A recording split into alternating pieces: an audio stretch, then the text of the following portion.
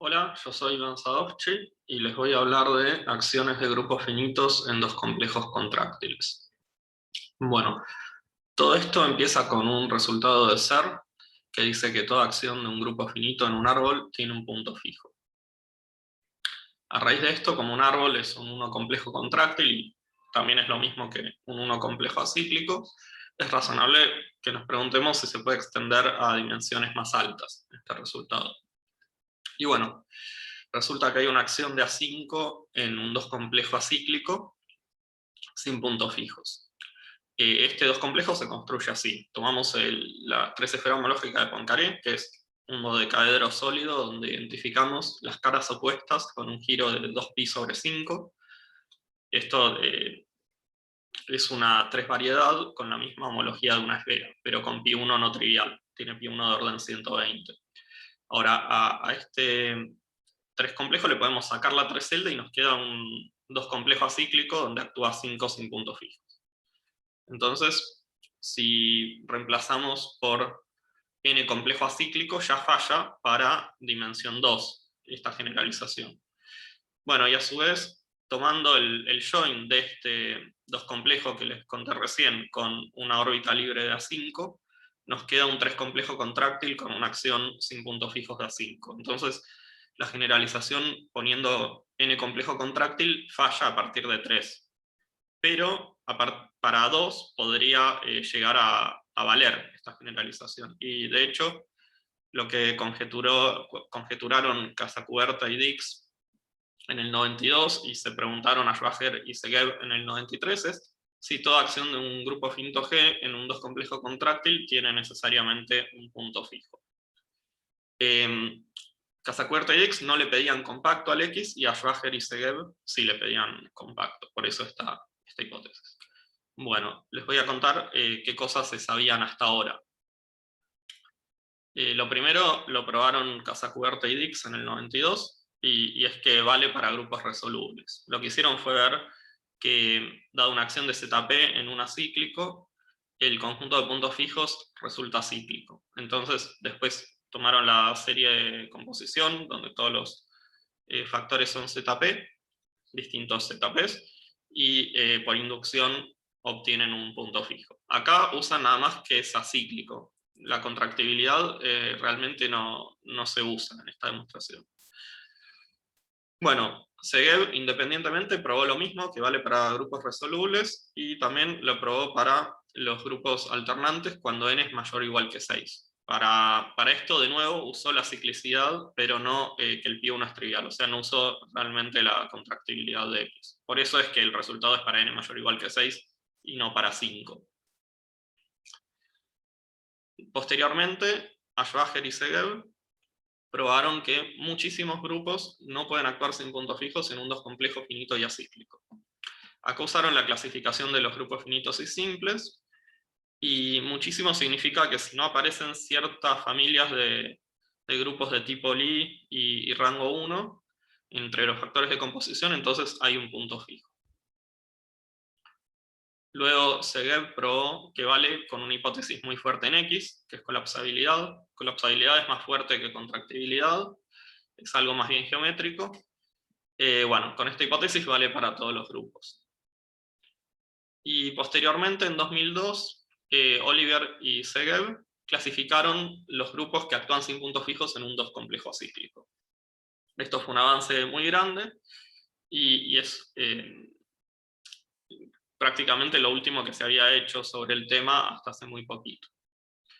Bueno, lo que probamos hace muy poquito, parte del año pasado, parte de este año, es lo siguiente. Toda acción de un grupo finito G en un 2 complejo compacto y contráctil tiene un punto fijo. Más aún, si un grupo finito G actúa sin puntos fijos en un 2 complejo compacto y acíclico, podemos representar su π1 en un grupo unitario de forma no trivial. Utilizamos fuertemente la clasificación de Oliver y Segev, y la demostración aparece a lo largo de 3 artículos. Este primer artículo, que es del año pasado, lo que probamos es que la conjetura vale para 5, y además damos unas reducciones que reducen el problema a estudiar casos particulares para los grupos de la clasificación de Oliver y Segel. Después, en este segundo artículo, lo que hicimos fue ver la misma demostración de A5, pero con un enfoque mucho más general, para poder abarcar todos los grupos de la clasificación. En algún sentido, la demostración para A5 era muy a mano, haciendo cuentas con una representación particular de cierto grupo, y para extenderlo a los demás grupos había que abarcarlo de otra forma, todo eso. Bueno, pero había algunos grupos que no podíamos abarcar con este enfoque, y en esta segunda parte, que es en conjunto con Kevin Peterman, lo que hicimos fue modificar un poco el argumento para poder abarcar estos grupos que quedaban sin abarcar. Bueno, entonces ahora lo que les quiero contar es las ideas principales de la demostración de este resultado. Entonces, el primer paso fue utilizar un resultado de Gerstenhaber y Rothaus de ecuaciones sobre grupos para reducirnos a probar la conjetura para los grupos de la clasificación de Oliver y Segel. Posteriormente, utilizando esta clasificación, podemos hacer una reducción más, que es reducirnos a estudiar los dos complejos acíclicos que se obtienen a partir de cierto grafo, que aparece acá y les voy a definir más tarde, adjuntando camas 1 órbitas libres de dos celdas. Entonces, el 1 esqueleto queda fijo, y lo que tenemos para elegir es cómo pegamos las dos celdas sobre ese 1 esqueleto, que hay infinidad de posibilidades para hacer esto. Es esencialmente elegir palabras en un grupo libre.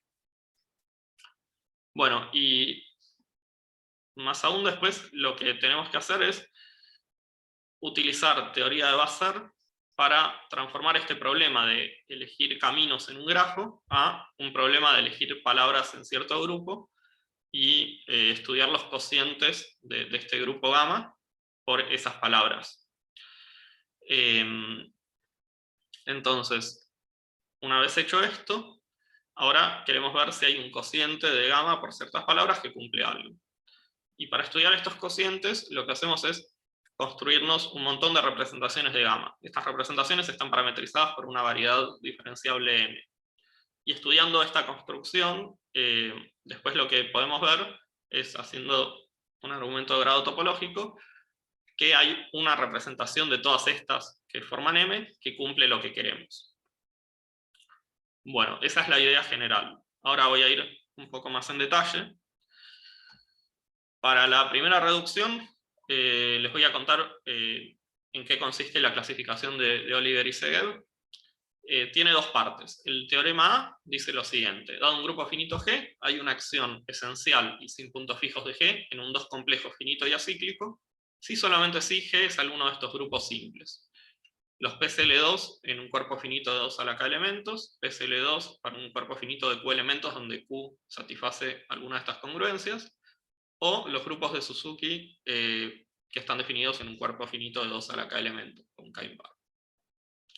Entonces, hay acciones esenciales y sin puntos fijos si solamente si G es uno de estos grupos. Y la segunda parte de la clasificación permite reducirnos a estudiar acciones esenciales. Si G es un grupo finito y X es un G complejo acíclico de dimensión 2, podemos considerar este subgrupo N, que está generado por todos estos subgrupos normales, que son aquellos que fijan algo, y el conjunto de puntos fijos por N es acíclico, y la acción de este cociente en los puntos fijos es esencial. Por lo tanto, este cociente va a ser alguno de los grupos que aparecen acá.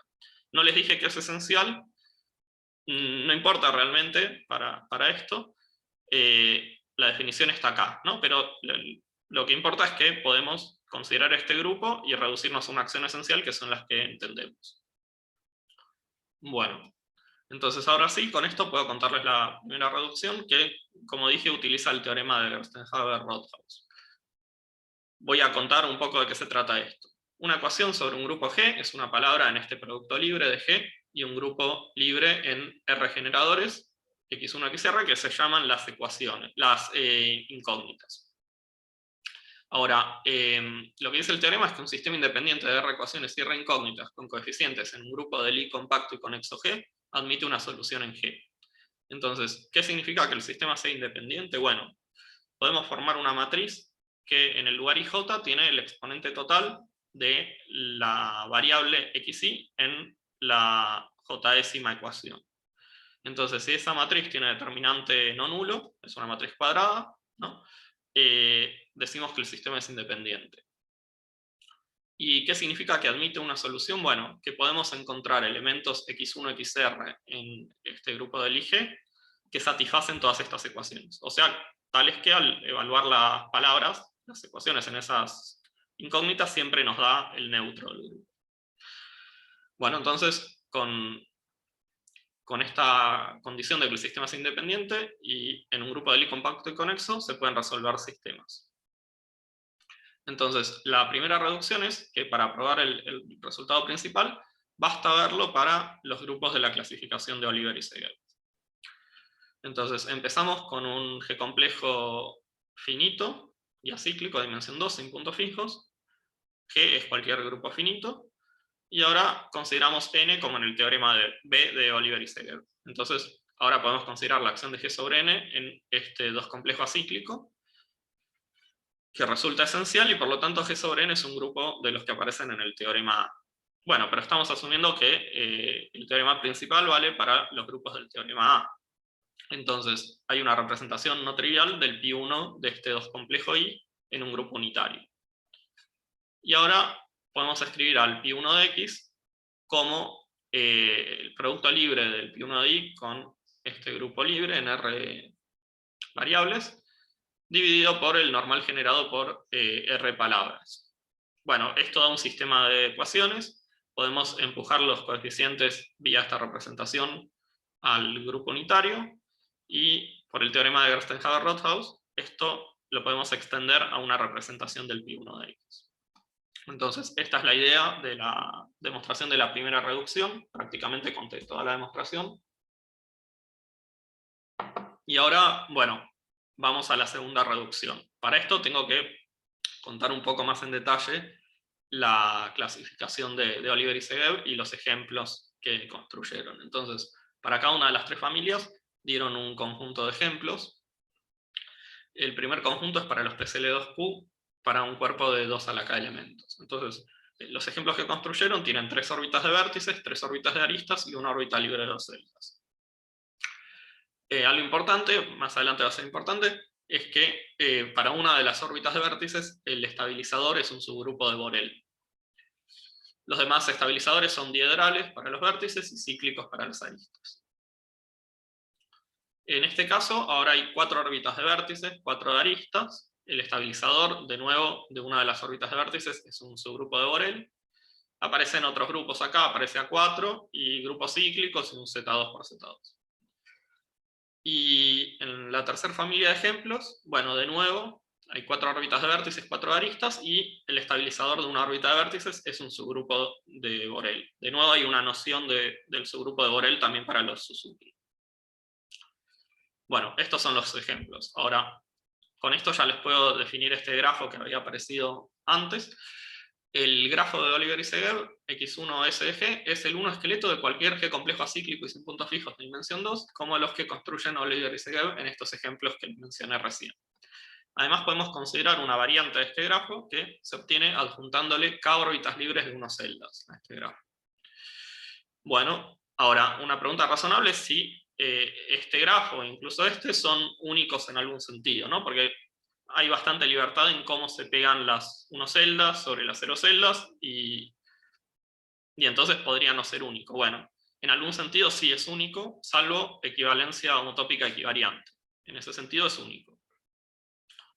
Bueno, y ahora la segunda reducción es la siguiente. Si G es uno de los grupos del teorema A y X es un G complejo finito y acíclico de dimensión 2 sin puntos fijos, podemos reemplazar a X por un G complejo X', que de nuevo es acíclico y de dimensión 2, y que se obtiene de este grafo adjuntando K más 1 órbitas libres de 2 celdas, y además tenemos un epimorfismo del pi1 de X en el pi1 de X'. Esto para algún K, ¿no? O sea, el K va a depender del X. Bueno, esto está bueno porque nos reducimos a representar los pi1s de los X', o sea, de los que son de esta forma, de los que se obtienen de este grafo juntando K más 1 órbitas libres de 2 celdas. Si representamos de forma no trivial componiendo con este epimorfismo, tenemos la representación del pi1 de X, que es lo que queríamos anteriormente. Entonces, nuestro objetivo ahora es representar de forma no trivial el grupo fundamental de cada complejo acíclico X que se obtiene de este grafo juntando K más 1 órbitas libres de 2 celdas. Esto para todo G en la clasificación y para todo K mayor o igual que 0. Esto es lo que habíamos hecho para A5 en ese primer paper. Y después tuvimos que extender a los demás grupos de la clasificación. Bueno, entonces, la idea para representar los pi1 de estos X es considerar una extensión del pi1 de pi1 de X por G que se obtiene levantando cada G al revestimiento universal X tilde de X. O sea, cada homeomorfismo G de X en X lo podemos levantar de muchas formas. Entonces nos queda esta cantidad de levantados. Nos queda entonces que ese grupo formado por los levantados entra en una sucesión exacta corta. Llamamos I a la inclusión y Phi a la proyección. Esta notación la vamos a mantener a lo largo de la charla. Bueno, utilizando teoría de Basser se puede escribir esta extensión cuando X1, en este caso, es un grafo.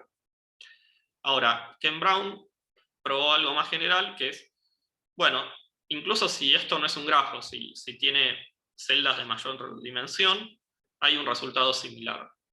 El pi1 de X es el núcleo de este morfismo phi barra, que ahora sale de gamma dividido por estos K más 1 elementos. Estos K más 1 elementos se obtienen incluyendo vía esta función I estos caminos cerrados que representan elementos del pi1 de X1, del grafo, ¿no? Entonces los podemos ver en gamma y cocientar por eso. Y estas funciones que aparecen acá, I barra y Phi barra, se obtienen pasando el cociente I y Phi. Bueno, entonces, la idea es, teniendo en mente este resultado, si queremos dar una representación no trivial de pi1 de X, alcanza con dar una representación de gamma que se factorice por esta proyección al cociente y que no se factorice por Phi. Queremos que no se factorice por Phi porque si se factorizara por Phi, cuando pasamos al cociente y restringimos a pi1 de X, nos quedaría la representación trivial, y eso no nos sirve. Entonces, bueno, queremos esto, que se factorice por esta función, pero no por esto. Bueno, ahora les voy a contar cuál es el plan para dar una representación no trivial de pi1 de X. Queremos primero elegir una representación de G en un grupo de Lie, que también vamos a anotar G. Y a partir de eso, torcer esta representación de alguna forma para obtener una parametrización de algunas representaciones, por ahí no todas, del grupo gamma en el grupo de Lie G. Bueno, ahora cada palabra de gamma va a inducir una función diferenciable W barra, que va a ir de M barra en G.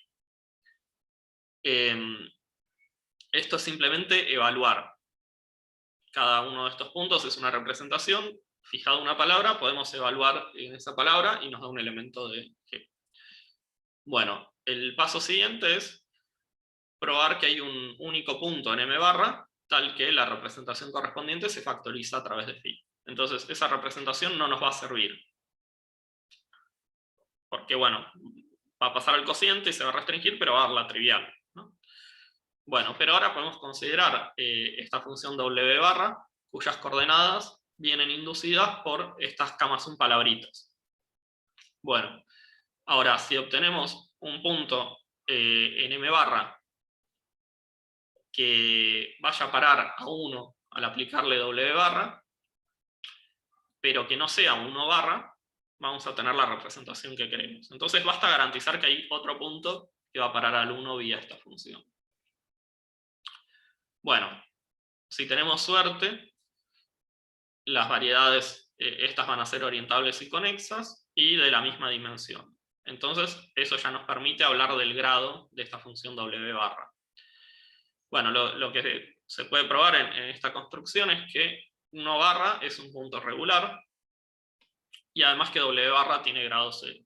Entonces, como el grado de una función se puede calcular contando las preimágenes de un valor regular con algún signo, pero bueno, eso no importa, esto nos garantiza que va a haber otro punto en la preimagen del 1 por W barra, incluso si 1 no es valor regular.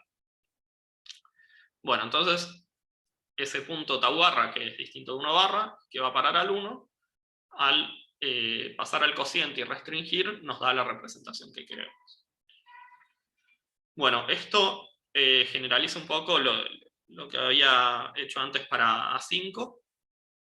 Es por ahí lo mismo dicho de una forma un poco más general, y a su vez eso estaba inspirado en una demostración de Howe de la conjetura de Scott-Biegold, que lo que dice es que si agarramos el producto libre de tres grupos cíclicos y dividimos por el normal generado por una palabra, no obtenemos nunca el grupo trivial. Lo que hizo Howe fue tomar representaciones de este producto libre, donde eso simplemente es elegir un elemento de CO3 de orden L, uno de orden M y uno de orden N. Entonces, esta forma de elegir los elementos le da las representaciones, eso forma una variedad, y lo que prueba es que alguna de todas esas pasa el cociente por W.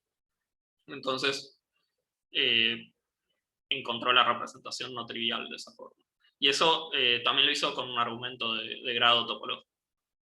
Bueno, entonces ahora voy a contarles la construcción de M barra con más detalle. Bueno, si tenemos una acción de G en un grafo conexo X1, utilizando teoría de Basser podemos caracterizar esta extensión gamma de Pi1 de X1 por G.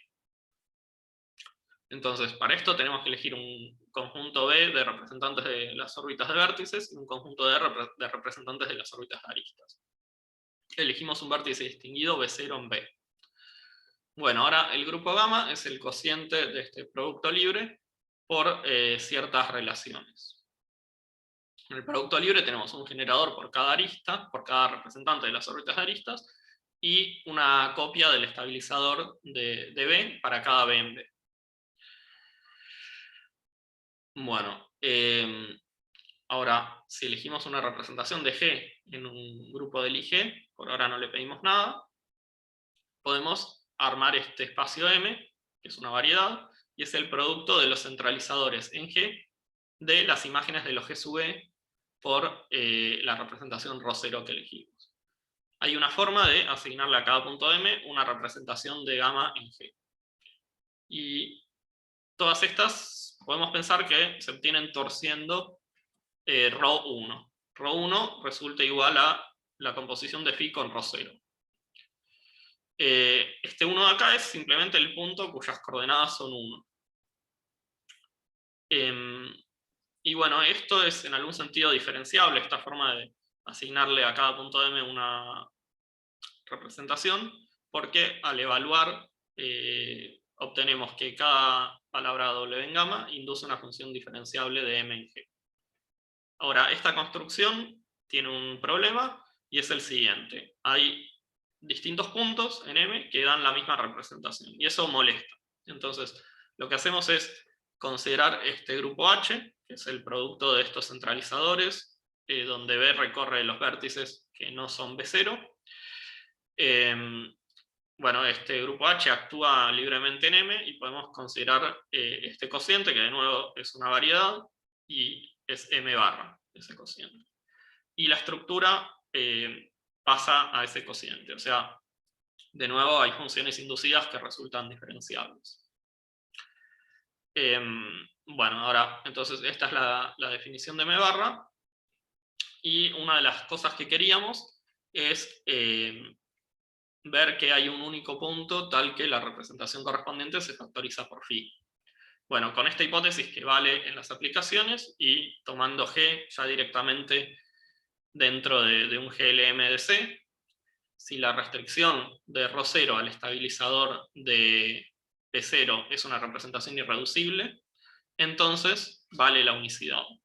Bueno, entonces ahora al hacer estas selecciones importa quién es B0 y vamos a creer que la representación del grupo simple G se restringe a una irreducible en ese estabilizador. Bueno, esto en concreto lo queríamos aplicar a los grupos de la clasificación de Oliver y Seger. Bueno, resulta que para muchos de los grupos de la clasificación, en concreto son los que tratamos en esta primera parte de este artículo, vale algo, y es que la restricción de cierta representación al subgrupo de Borel queda irreducible. O sea, todos estos grupos admiten una representación cuya restricción al Borel es irreducible. Bueno, sin embargo, para los grupos que están en la clasificación de Oliver y Seb y que no están en esta lista, pasa que no hay ninguna representación con esa propiedad. Bueno, lo que hicimos en la segunda parte, en conjunto con Kevin Peterman, es esquivar esta dificultad considerando la acción de SL2Q en este grafo. Entonces lo que hacemos es actuar proyectando a G y actuando con la acción que teníamos antes de G. La demostración se puede adaptar para que funcione para esta acción, haciendo algunas modificaciones, y eso termina de cubrir todos los casos. Bueno, entonces ahora les voy a contar brevemente cómo es la idea para probar que 1 barra es punto regular y para calcular el grado. Entonces, queremos entender el diferencial de la función inducida por un camino cerrado. Entonces, si este camino lo tenemos caracterizado como una sucesión de aristas, donde los E sub I son estas aristas que habíamos elegido, los A sub I son elementos de G que actúan, y los epsilon I dicen en qué sentido las recorremos. Podemos ver ese camino vía I como una palabra en gamma, en el núcleo de phi. Podemos considerar la función diferenciable inducida. Bueno, el tangente en 1DM es la suma de los tangentes, y podemos escribir el diferencial de W en términos de esta descripción que teníamos del camino. En concreto, acá nos aparece la acción adjunta del grupo de Lie en el tangente, y bueno, las inclusiones de estos factores y los signos. Entonces, esto en conjunto con otro lema más, que es el siguiente. Este lema nos dice que si tenemos palabras en el núcleo de phi y otras palabras que podemos expresar en términos de conjugados de estas palabras WI y de conmutadores, entonces el rango del diferencial de W es por lo menos el rango del diferencial de X, donde W y X son estas funciones cuyas coordenadas vienen inducidas por las WI y por las X. Bueno, acá en estas cuentas se usan cosas bastante conocidas de grupos de Lie. Por ejemplo, nos aparece la adjunta, y en algún momento de la cuenta usamos que el tangente de un centralizador en el 1 son los puntos fijos de la adjunta por el grupo que aparece acá. Bueno, entonces más o menos esta es la idea de la demostración de que 1 es punto regular. Con todo esto sale eso.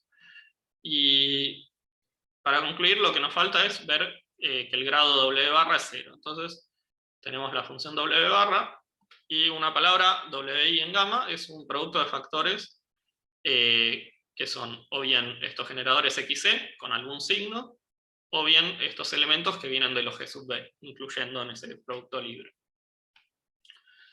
Bueno, tenemos este lema que nos dice que, dadas dos palabras WW', podemos considerar la función inducida por WW' y por WW' intercalándole alguna de estas constantes. Bueno, el lema nos dice que esas funciones que van de M en G son homotópicas.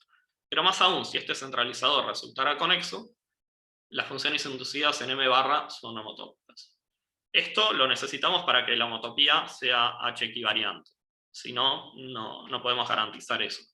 Pero bueno, tomando este grupo de Lie como un grupo unitario, logramos que todos los centralizadores sean conexos. Entonces, de repente, esta hipótesis ya no nos preocupa.